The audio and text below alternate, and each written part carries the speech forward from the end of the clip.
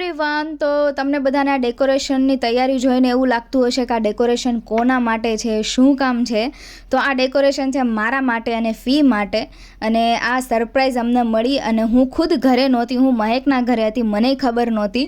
અને આ સરપ્રાઈઝ અમને આપી છે ભાભીએ, મહેકે, સાદે, ફેજાને, મમ્મીએ, ડેડીએ.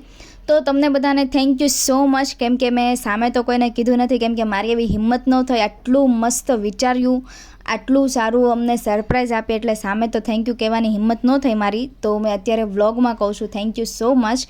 અને પછી મળી અમને ફાઇનલી સરપ્રાઈઝ.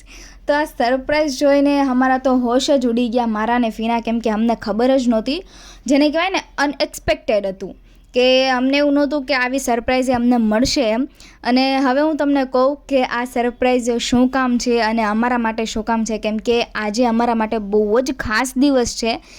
21 જુલાઈના દિવસે હું અને ફી અમે બે પહેલી વાર મળ્યા હતા એકાબીજીને. અને એકાબીજી યારે પહેલી વાર વાત કરી હતી, મુલાકાત કરી હતી. તો અમારી ફર્સ્ટ મીટ એનિવર્સરી.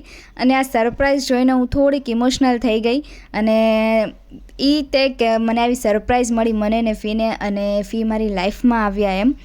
અને ફીએ પછી મને આપ્યું મસ્ત એનો એક, જેને કહેવાય ને એકદમ બ્યુટીફુલ ચાંદીનો ચેન, અને જેમાં ફીનું નામ લખેલું છે ફિરોઝ એમ. અને બહુ મસ્ત ચેન છે, મને તો બહુ જ ગમ્યો.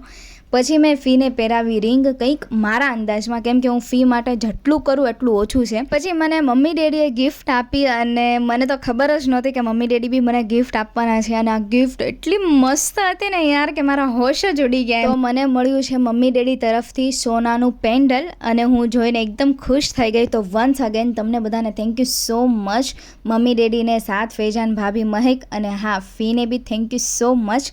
અને જેણે મારી ચેનલ સબસ્ક્રાઈબ નથી કરી, જલ્દી મારી ચેનલ સબસ્ક્રાઈબ કરો. મળીએ નેક્સ્ટ મિની વ્લોગમાં. Bye bye.